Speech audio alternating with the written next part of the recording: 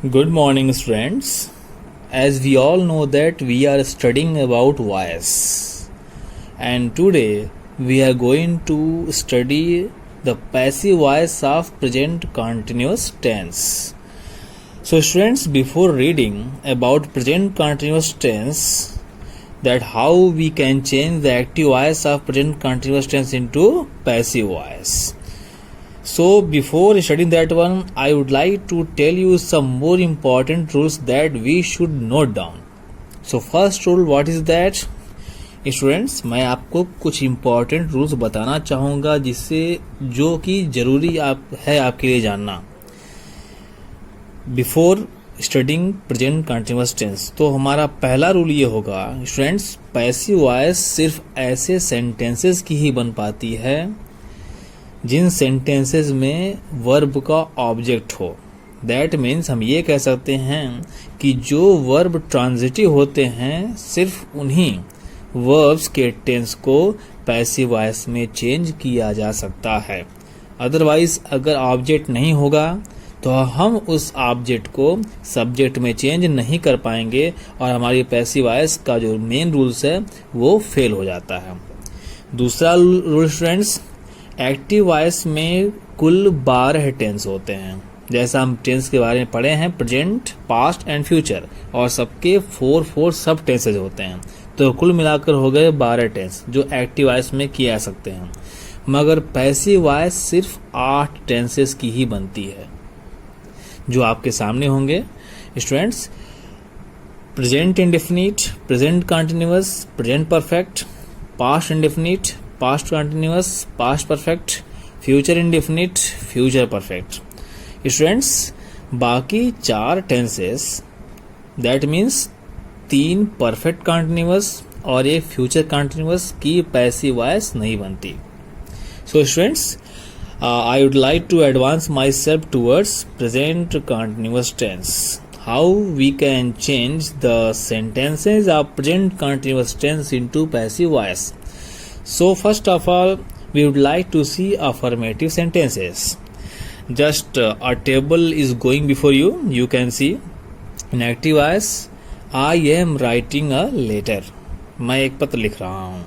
Students, here I is the subject, am is the helping verb, writing is the main verb and a letter is the object of writing.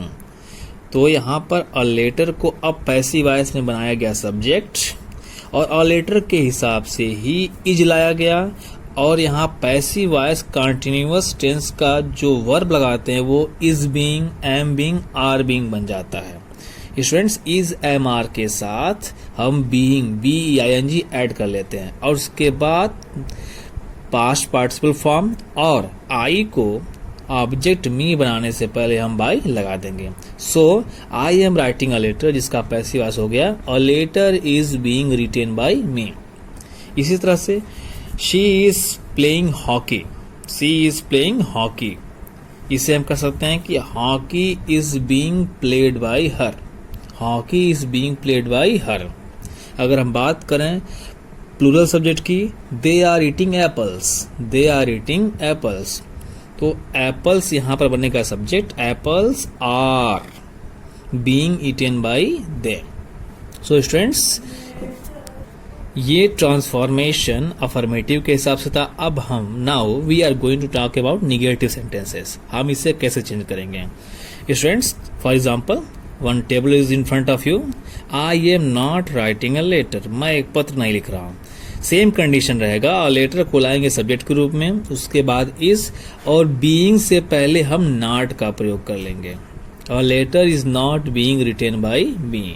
Same condition, they are not eating apples, so we can say apples are not being eaten by them. Okay students, hope you have understood very easily. Now we shall talk about interrogative sentences.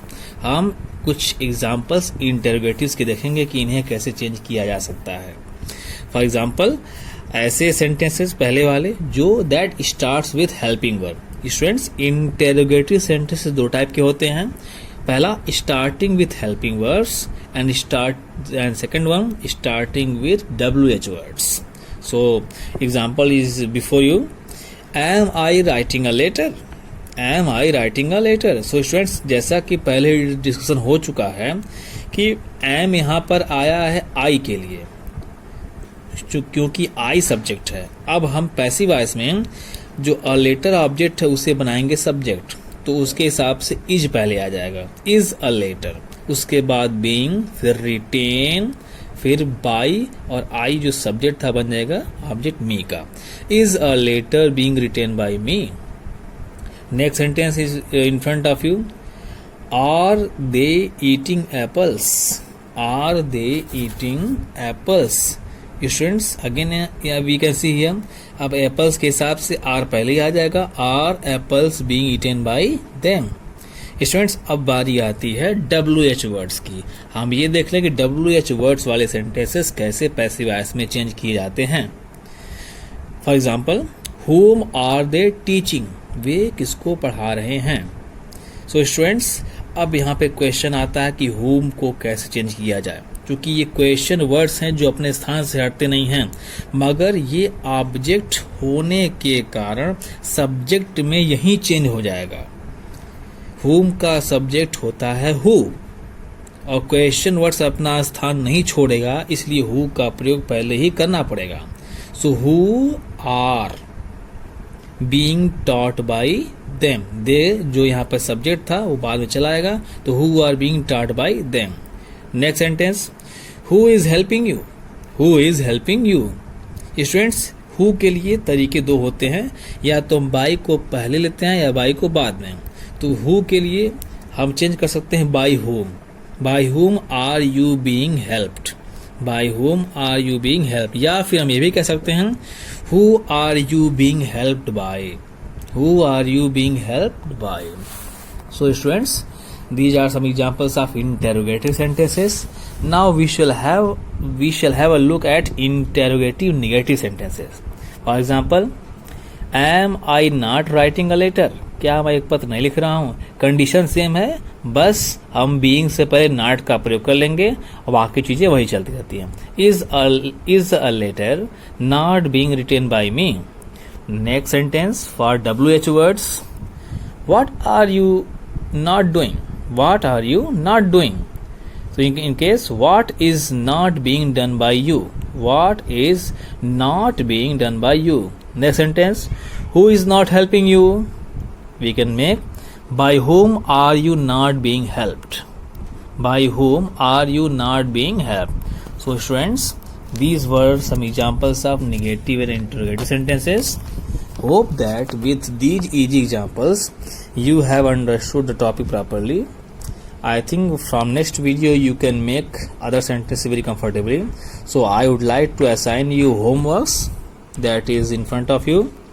Like question number 1, sentence 1. She is drawing a picture. He is drawing pictures. Is he painting the box?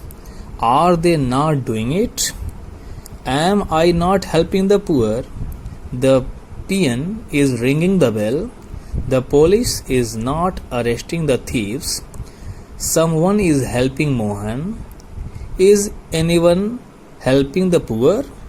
And the last one, are you completing your homework? So students, these are the sentences you will have to try to change into passive voice. See you next video with some more sentences, some more tenses.